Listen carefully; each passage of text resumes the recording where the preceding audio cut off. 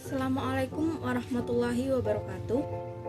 Saya atas nama Andi Mulyawardanisa dengan NIM 1904010020 dari kelas EKIS 4E.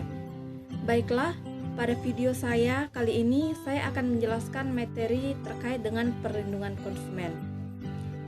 Ada pula materi yang akan saya bahas pada perlindungan konsumen. Yang pertama, pengertian perlindungan konsumen.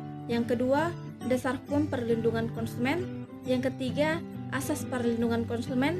Yang keempat, tujuan perlindungan konsumen. Yang kelima, hak-hak konsumen. Yang keenam, kewajiban konsumen. Yang ketujuh, hak-hak pelaku usaha. Yang kedelapan, kewajiban pelaku usaha. Dan yang kesembilan, perbuatan yang dilarang bagi pelaku usaha. Yang kesepuluh, klausa baku dalam perjanjian.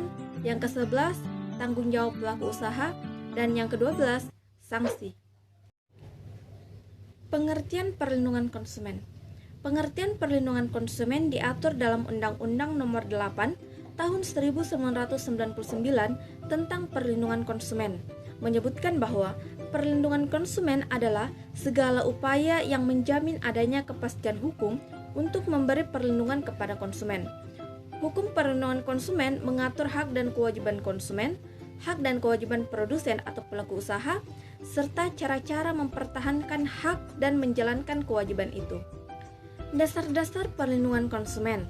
Yang pertama, Undang-Undang Dasar 1945 Pasal 5 Ayat 1, Pasal 21 Ayat 1, Pasal 27 dan Pasal 33. Yang kedua, Undang-Undang Nomor 8 Tahun 1999 tentang perlindungan konsumen. Yang ketiga, Undang-Undang Nomor 5 Tahun 1999 tentang larangan praktik monopoli dan persaingan usaha tidak sehat. Yang keempat, Undang-Undang Nomor 30 Tahun 1999 tentang arbitrasi dan alternatif penyelesaian sengketa.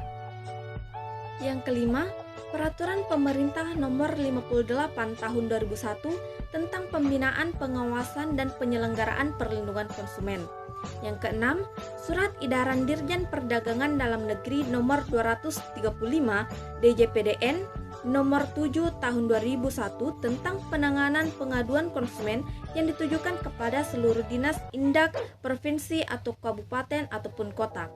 Dan yang ketujuh, Surat Edaran Direktur Jenderal Perdagangan Dalam Negeri Nomor 795 DJPDN SE Nomor 12 Tahun 2005 tentang pedoman pelayanan pengaduan konsumen. Kemudian, asas-asas perlindungan konsumen. Yang pertama, asas manfaat.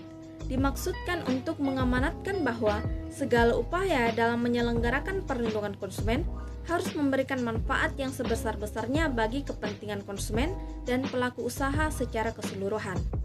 Dan yang kedua, asas keadilan.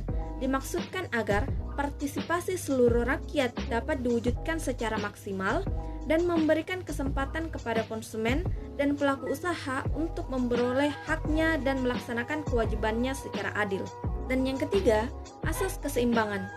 Dimaksudkan untuk memberikan keseimbangan antara kepentingan konsumen, pelaku usaha, dan pemerintah dalam arti material dan spiritual.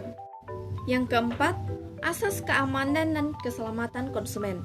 Dimaksudkan untuk memberikan jaminan atas keamanan dan keselamatan kepada konsumen dalam penggunaan, pemakaian, dan pemanfaatan barang dan atau jasa yang dikonsumsi atau digunakan. Kemudian, yang kelima, asas kepastian hukum.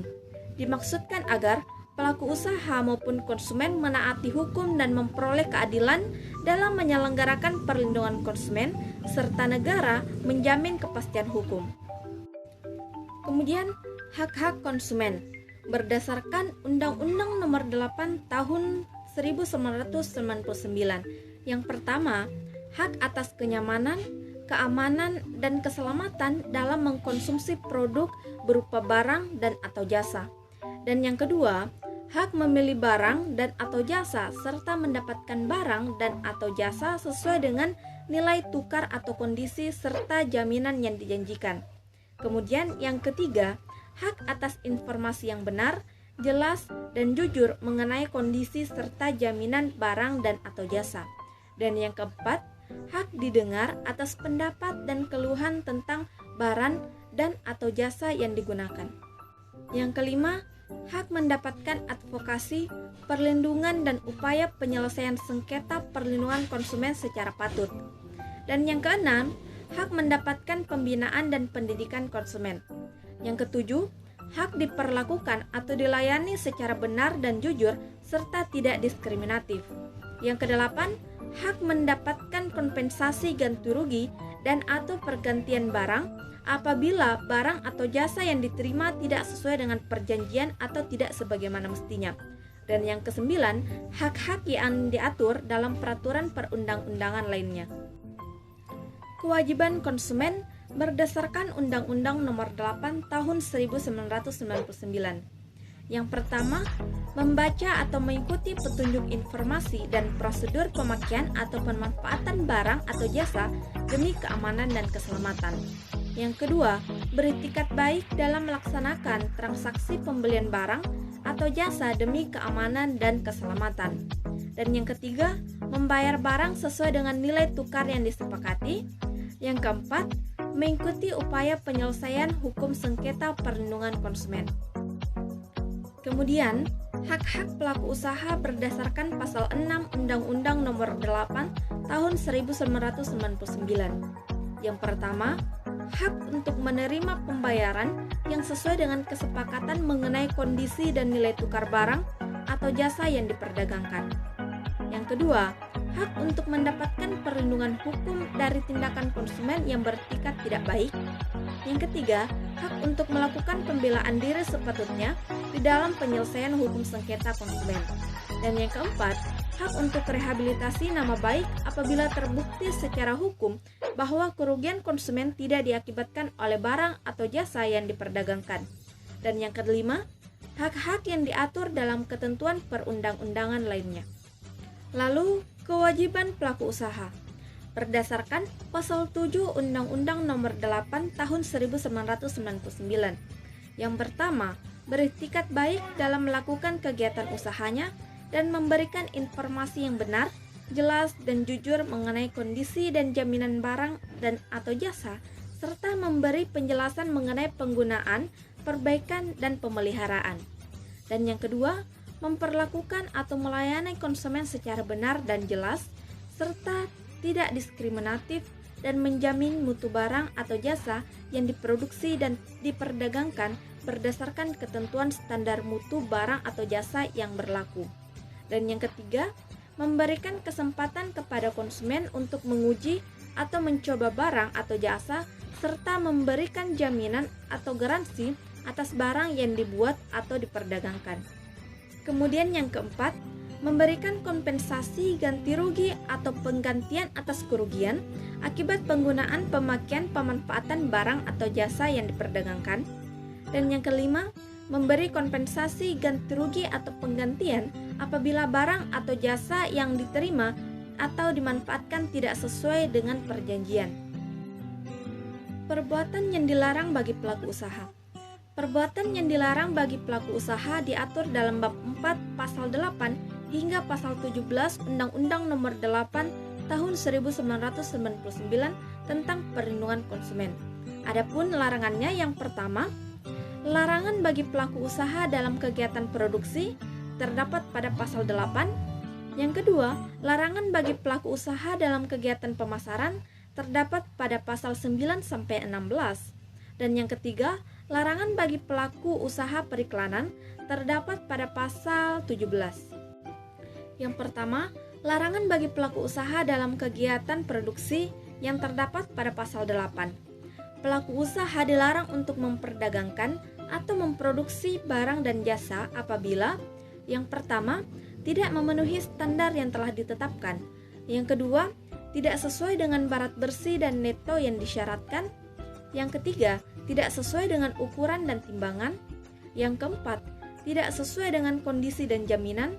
Yang kelima, tidak sesuai dengan mutu, kualitas, dan komposisi. Yang keenam, tidak mencantumkan tanggal kadaluarsa. Dan yang ketujuh, tidak mengikuti ketentuan produksi yang halal. Dan yang kedelapan, tidak memasang label atau deskripsi barang. Yang kedua, larangan bagi pelaku usaha dalam kegiatan pemasaran yang terdapat pada pasal 9 sampai 16. Pelaku usaha dilarang untuk menawarkan, mempromosikan, mengiklankan suatu barang atau jasa secara tidak benar atau seolah-olah. Yang pertama, barang tersebut telah memenuhi atau memiliki potongan harga serta seolah-olah telah memenuhi standar mutu tertentu. Yang kedua, barang tersebut dalam kegiatan baik dan baru. Dan yang ketiga, barang atau jasa tersebut telah mendapatkan atau memiliki sponsor dan dibuat oleh perusahaan yang memiliki aliansi. Dan yang keempat, barang tersebut tidak mengandung cacat tersembunyi.